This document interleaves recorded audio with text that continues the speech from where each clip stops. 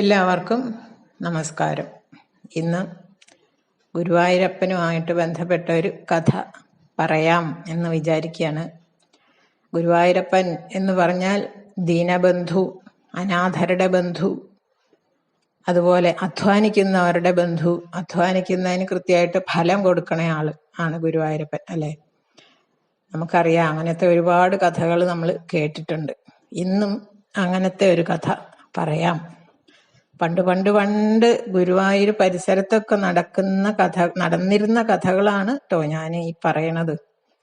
ഉണ്ടാക്കി പറയണതല്ല, ഇതൊക്കെ സംഭവിച്ച കഥകളാണ്. പണ്ട് നമ്മളുടെയൊക്കെ എത്രയോ തലമുറ മുമ്പ് നടന്ന കഥകളാണ് ഇവിടെ പറഞ്ഞു വയ്ക്കുന്നത്. അതും ഗുരുവായൂരപ്പനുമായിട്ട് ബന്ധപ്പെട്ടതാകുമ്പോൾ നമുക്കൊരു കേൾക്കാനൊരു ഔത്സുക്യം ഉണ്ടാവും, അല്ലെ? അതാണ് എല്ലാവർക്കും കേൾക്കാൻ പാകത്തിനുള്ള കഥകളാണ് പറയുന്നത്. കുട്ടികൾക്കും പറഞ്ഞു കൊടുക്കുക, വലിയവരും കേൾക്കുക. ഇന്ന് പറയാൻ പോണതും ഇതുപോലെ ഒരു സംഭവ കഥയാണ്.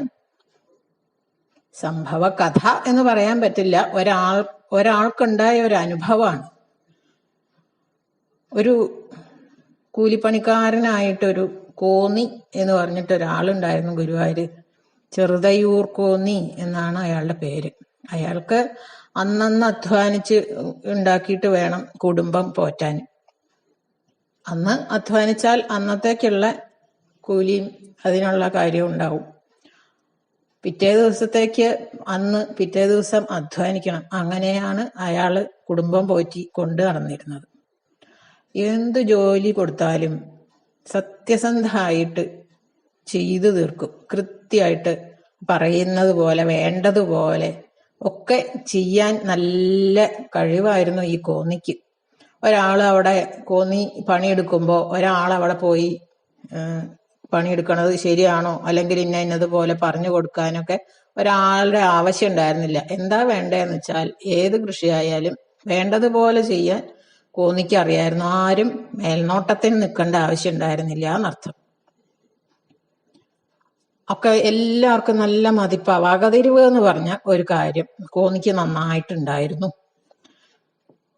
എല്ലാവർക്കും നല്ല മതിപ്പാണ്.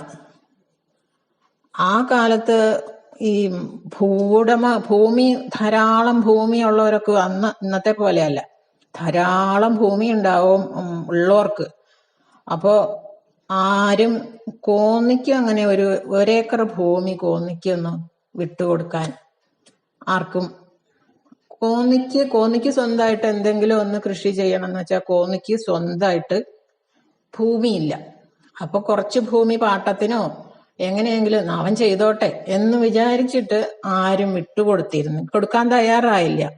അതെന്താന്ന് വെച്ചാല് കുറെ കഴിയുമ്പം ഇങ്ങോട്ട് വിട്ടു തരാതെ ഇരുന്നാലോ, അവൻ കയ്യേറിയാലോ എന്നൊക്കെ ആർക്കെങ്കിലും ഒക്കെ അങ്ങനെ തോന്നിയിട്ടുണ്ടാവുമായിരിക്കും. അന്നത്തെ കാലത്ത് വിട്ടുകൊടുക്കാൻ അവർക്ക് തയ്യാറോ. ഒരേക്കര് നല്ല പശ്ചിമയുള്ള ഭൂമി കോന്നി കിട്ടിയാൽ കോന്നി അവിടെ സ്വർഗം വിളയിക്കും എന്ന് കോന്നി മനസ്സിൽ വിചാരിക്കാറുണ്ട്. പക്ഷെ കിട്ടിയില്ല. പ്രതിജ്ഞ എടുക്കാൻ വിഷമമൊന്നുമില്ല, പക്ഷെ നമുക്ക് അതിനായിട്ട് കാര്യങ്ങൾ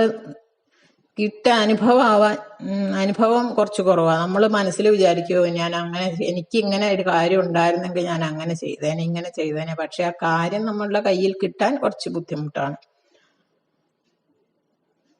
പക്ഷേ ഈ കോന്നി ഒരു കാര്യം വിചാരിച്ച പുറകോട്ട് പോണ ആളല്ല താനും. പക്ഷെ വിശ്വസിച്ച് ഭൂമി എങ്ങനെയാ കൊടുക്കുക എന്നാണ് എല്ലാവർക്കും ഒരു ശങ്ക. കയ്യൊക്കെ ഉള്ളവൻ കാര്യക്കാരനായിട്ട് മാറണ കാലം. അന്നത്തെ കാലത്ത് അത്രയൊന്നും ഇല്ലായിരുന്നു. പക്ഷെ തിരിച്ചു കിട്ടില്ല എന്ന് തിരിച്ചു കിട്ടിയില്ലെങ്കിലോ എന്നുള്ള ഒരു ആശങ്ക കാരണം ആരും ഭൂമി കൊടുത്തില്ല. അപ്പോ കോന്നി അങ്ങനെ മോഹിച്ച് അങ്ങനെ ഒത്തിരി ഭൂമി കിട്ടിയെങ്കിൽ എന്ന് മോഹിച്ച് നടന്നു കുറച്ചു കാലം. കോന്നി എന്നാലും ഇങ്ങനെ ആ മോഹം മനസ്സിൽ നിന്ന് കളഞ്ഞൊന്നുമില്ല, പരിശ്രമം നടത്തി. ഒടുവില് ഒരു ആതിരശ്ശേരി മന എന്ന് പറഞ്ഞ് ഒരു മനയുണ്ട്, ഇപ്പോഴും അവരുണ്ട് എൻ്റെ തോന്നൽ. ആതിരിശ്ശേരി മനക്കല് ഇട്ടി രവി നമ്പൂതിരിപ്പാട് എന്ന് പറഞ്ഞിട്ട് ഒരാളുണ്ടായിരുന്നു. അപ്പൊ അദ്ദേഹം ഒഴിഞ്ഞു കിടക്കണ ഒരു കുന്നുംപുറം പോലെയുള്ള സ്ഥലം ഉണ്ടായിരുന്നു. ആ ഒരു 10 ഏക്കർ സ്ഥലമായിരുന്നു. അവിടെ നീ എന്താന്ന് വെച്ചാ ചെയ്തോ എന്ന് പറഞ്ഞിട്ട്, അവിടെ മറ്റുള്ള കൃഷികളൊന്നും പറ്റില്ല, വെള്ളം അത്യാവശ്യം ഇല്ലാത്ത, വെള്ളം വാർന്നു പോണ സ്ഥലമായിരുന്നു. അപ്പൊ അങ്ങനത്തെ കൃഷികളെ ചെയ്യാൻ പറ്റുള്ളൂ. അവിടെ നീ പയറോ അങ്ങനെ എന്താന്ന് വെച്ചാൽ കൃഷി ചെയ്തോ എന്നും പറഞ്ഞിട്ട് ആ 10 ഏക്കർ സ്ഥലവും ഇദ്ദേഹം കോന്നിക്ക് കൊടുത്തു. നീ എന്താന്ന് വെച്ചാല് കൃഷി ചെയ്ത് ഉണ്ടാക്കിക്കോ എന്ന് പറഞ്ഞു. ഉണ്ടാവണേൽ പാതി തമ്പുരാന് എന്നാണ് അന്ന്. പകുതി തമ്പുരാനും പകുതി കൃഷി ചെയ്യണ കോന്നിക്കും എന്നാണ് അന്ന് ഒരു വ്യവസ്ഥ ഉണ്ടായിരുന്നത്. കുന്നും പറമ്പിലെ ആ 10 ഏക്കർ സ്ഥലം കോന്നി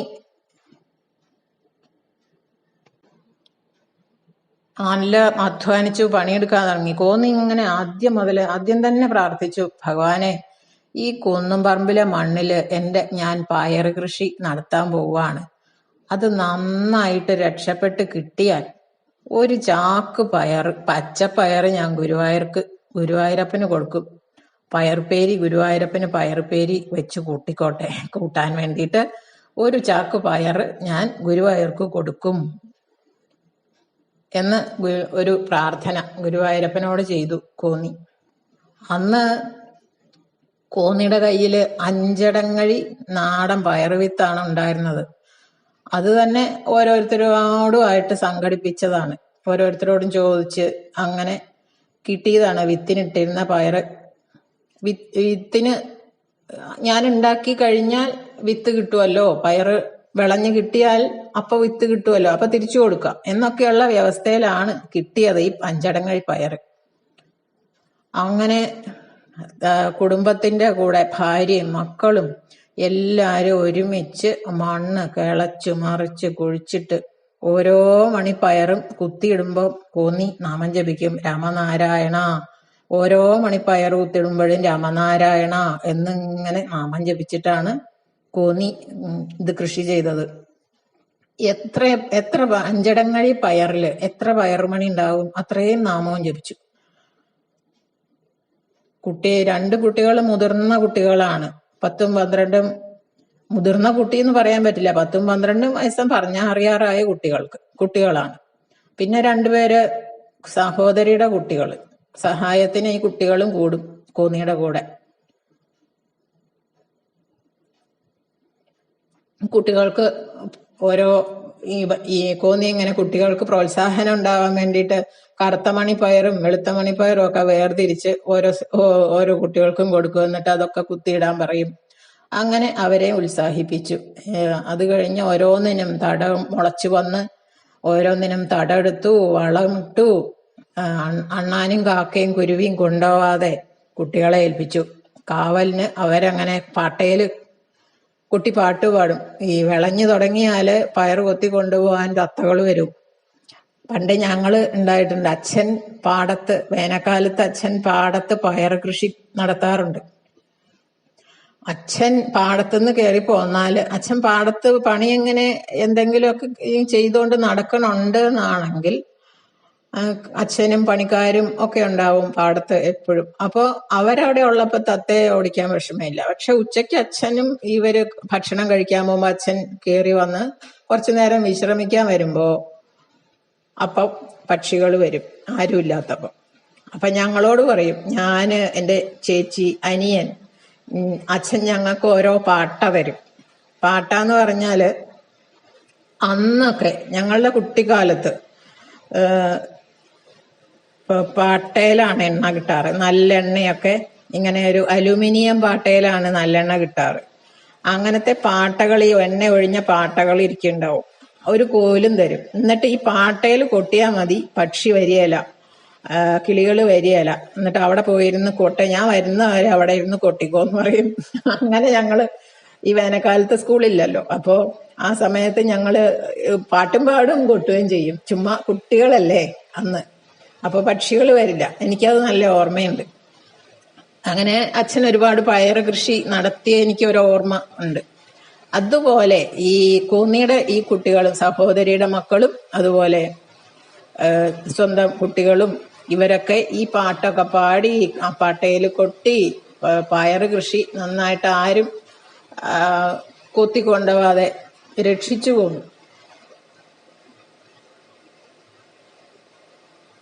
അങ്ങനെ ഞാറ്റുവേലകള് അങ്ങനെ കടന്നുപോയി. മകയിരം, തിരുവാതിര, രോഹിണി ഒക്കെ, കർക്കടകവും കഴിഞ്ഞു. ചിങ്ങം വന്നാലാണ് ഈ പയറ് ശരിക്കും അങ്ങോട്ട് ആവുക, പറിക്കാനാവുക. ചിങ്ങം പിറന്നു, അപ്പൊ പൊന്നോണം വരാറായി. പയറും അതുപോലെ നല്ല രസമായിട്ട് അങ്ങനെ കാച്ചു കിടക്കുന്നുണ്ട്. പയറിന്റെ പൂവുണ്ട്, കായ ഇങ്ങനെ നീളത്തിൽ വന്നു തുടങ്ങിയതുണ്ട്. പച്ച നല്ല രസമുള്ള പച്ച പയറുവള്ളി അങ്ങനെ കിളുന്ത്. തുലാം വൃശ്ചികം ആയപ്പോ പയറിന്റെ ഇത് പഴുക്കാൻ തുടങ്ങി. തുലാമാസമൊക്കെ ആകുമ്പോഴത്തേനും പയറ് പഴുക്കാൻ തുടങ്ങി. അപ്പൊ ആദ്യം വിചാരിച്ചിട്ടുണ്ട് ഒരു ചാക്ക് പയറ്, പച്ചപ്പയറ് ഗുരുവായൂരപ്പന് എന്ന്. ഗുരുവായൂരപ്പനെ മറന്നില്ല കോന്നി. ഇഷ്ടം പോലെ നന്നായിട്ട് പയറുണ്ടായി, അധ്വാനത്തിനനുസരിച്ച് പയറും ഉണ്ടായി. അപ്പൊ ആദ്യം വിചാരിച്ചത് ചിലരൊക്കെ മറന്നു പോവും, പക്ഷെ കോന്നി മറന്നില്ല ഗുരുവായൂരപ്പനെ. ഏതു നേരം നാമം ജപിക്കണ ആള് ഗുരുവായൂരപ്പനെ മറക്കാൻ വഴിയില്ലല്ലോ. അപ്പം പച്ചപ്പയറിങ്ങനെ തൂങ്ങി തൂങ്ങി നല്ല ഭംഗിയിലെങ്ങനെ കിടക്കണ കാണുമ്പോ തന്നെ ഗുരുവായൂരപ്പനാണ് എന്ന് മനസ്സിൽ വിചാരിക്കാറുണ്ടാവും കോന്നി. അങ്ങനെ ആദ്യം കിട്ടിയ ഒരു ചാക്ക് പച്ചപ്പയറ് നുള്ളി എടുത്ത് പ്രാർത്ഥിച്ച കാര്യം മറക്കാതെ കൊണ്ടുപോയി ഗുരുവായൂരപ്പന് കൊടുക്കാൻ വേണ്ടി ഒരുങ്ങി. കൊണ്ടുപോയി ഒരു ചാക്ക് പയറും കൊണ്ട് ഗുരുവായൂർക്ക് പോയി. ഗുരുവായൂരപ്പൻ അങ്ങനെ ആ പച്ചപ്പയറ് കൊണ്ടുള്ള മെഴുക്ക് പുരട്ടി, നിവേദ്യച്ചോറ്, അതുപോലെ അരിനെല്ലിക്ക ഉപ്പിലിട്ടത്, മോര്, പിന്നെ അങ്ങനെ അതൊക്കെ ഉണ്ട്. ഗുരുവായൂരപ്പന് ഒരു കഷ്ണം ഒരു നെല്ലിക്ക എല്ലാ ദിവസവും ഉണ്ട് ഉപ്പിലിട്ടത്. അതുപോലെ ഉപ്പേരി, മെഴുക്ക് പുരട്ടി, എല്ലാ വിഭവങ്ങളും കൂട്ടിയിട്ടാണ് എന്നും ഗുരുവായൂരപ്പന്റെ ഊണ്. ഇതെല്ലാം ഒരുക്കണം.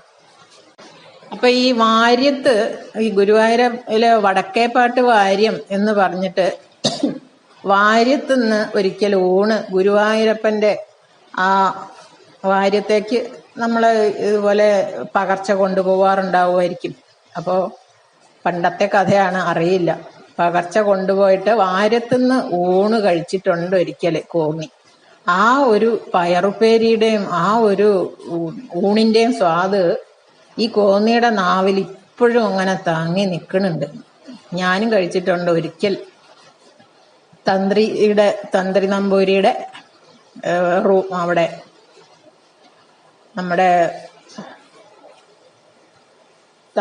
തന്ത്രി അദ്ദേഹം ഇരിക്കണ അവിടെ ചെന്നാല് നമുക്ക് ഊണ് കഴിക്കാം. അപ്പോ എനിക്ക് ഒരിക്കൽ അതിനുള്ള ഒരു ഭാഗ്യം ഉണ്ടായിട്ടുണ്ട്. മൂർത്തിയടുത്ത് മനക്കലെ തന്ത്രി ആയിരുന്ന, അല്ല തന്ത്രിയുടെ അല്ല, മേൽശാന്തി മുറിന്ന് ഊണ് കഴിക്കാൻ ഒരിക്കൽ എനിക്ക് ഒരു ഭാഗ്യം കിട്ടിയിട്ടുണ്ട്. നല്ല സ്വാദാണ് ഗുരുവായൂരപ്പന്റെ ചോറ്. അപ്പോ അതിങ്ങനെ കോന്നി മനസ്സിലിങ്ങനെ വിചാരിച്ചു. അപ്പോ ഗുരുവായൂരപ്പനെ തൊഴുതു, പയറ് ചാക്ക് അവിടെ വെച്ചു, ഗുരുവായൂരപ്പനെ തൊഴുതു നമസ്കരിച്ചു. അവിടെ ഇങ്ങനെ ആ ചാക്കിന്ന് ഗുരുവായൂരപ്പന്റെ മണ്ഡപത്തില് ചാക്കില് പയറ് മുഴുവൻ അങ്ങോട്ട് ചൊരിഞ്ഞു. എന്നിട്ട് കുമ്പാരം കൂട്ടി വീണ്ടും വീണ്ടും പ്രാർത്ഥിച്ചു, ഭഗവാനെ അവിടുത്തെ തിടപ്പള്ളിയിൽ പാകം ചെയ്ത പയറുപേരിന്ന് ഒരിത്തിരി അടിയനും തരണേ സ്വാദ് നോക്കാന് എന്ന് പറഞ്ഞു പ്രാർത്ഥിച്ചു. അടിയന്റെ വീട്ടില് പയറ്റുപ്പേരി ഉണ്ടാക്കിയാല് ഒരിക്കലും ഇവിടുത്തെ തിടപ്പള്ളിയിൽ ഉണ്ടാക്കിയ പയറ്റുപ്പേരിയുടെ സ്വാദ് ഉണ്ടാവുകയില്ല. എങ്ങനെയൊക്കെ ഉണ്ടാക്കിയാലും ഗുരുവായൂരപ്പന്റെ തിടപ്പള്ളിയിൽ വെക്കുന്ന ആ ഒരു വിഭവങ്ങളുടെ സ്വാദ് നമുക്കൊന്നും കിട്ടില്ല. അത് ഗുരുവായൂരപ്പന്റെ തിടപ്പള്ളി ഇതിൽ വെച്ചാൽ അതൊരു സ്വാദ് പ്രത്യേകമാണ്. അത് കോന്നി ഒരിക്കലും രുചിച്ചിട്ടുണ്ട്. അതുകൊണ്ടാണ് ആ സ്വാദ് ഒന്നും കൂടി അനുഭവിക്കണം. ഈ പയറുപ്പേരിയുടെ ഒരിത്തിരി, ഒരു 2 കഷ്ണം എനിക്കൊന്ന് സ്വാദ് നോക്കാൻ കിട്ടണേ എൻ്റെ തേവരേന്ന് ഇങ്ങനെ പ്രാർത്ഥിച്ചു. അടിയന്റെ കുപ്പമാടത്തിൽ വെച്ചാൽ ഈ സ്വാദ് കിട്ടില്ല തമ്പുരാനെ, ഭഗവാനെ എന്നാണ് പറയാറ്. അപ്പോ എന്തോ ആരോ എവിടുന്നോ പറയണത് പോലെ തോന്നി കോന്നിക്ക്. നീയേ തൊഴുത് വാരത്ത് പോയി ചോറുണ്ടോളൂ, അവിടെ പയറ്റുപ്പേരി ഉണ്ടാവും, ഇവിടെ ഉണ്ടാക്കിയ പയറ്റുപ്പേരി അവിടെ ഉണ്ടാവും, അത് പതിവായി ഇവിടുന്ന് കൊണ്ടുപോണതാണ്, നീ അവിടെ പോയി ഊണ് കഴിച്ചോളൂ എന്ന് ആരോ അങ്ങനെ പറയണത് കേട്ടു. അപ്പൊ ഭഗവാനോട് പ്രാർത്ഥിച്ചതുപോലെ നല്ല വിളവ് കൊടുക്കാനും കഴിഞ്ഞു. അപ്പോ ഇതിങ്ങനെ ആരോ പറയണത് കേട്ടു. കോന്നി അവിടെ പോയി അങ്ങനെ വാര്യത്ത് പോയി അന്നും ഊണ് കഴിച്ചിട്ടുണ്ടാവണം എന്ന് വിചാരിക്കാം. ഭഗവാനോട് പ്രാർത്ഥിച്ചതുപോലെ തന്നെ നല്ല വിളവ് കിട്ടി. ഭഗവാൻ അനുഗ്രഹിച്ചു. 5 അടങ്ങഴി പയറ് വിതച്ചെടുത്ത് 50 പറ പയറ് കിട്ടി. കൊടുക്കേണ്ടവർക്കൊക്കെ കൊടുത്തു. 20 പറ പിന്നെയും മെച്ചം.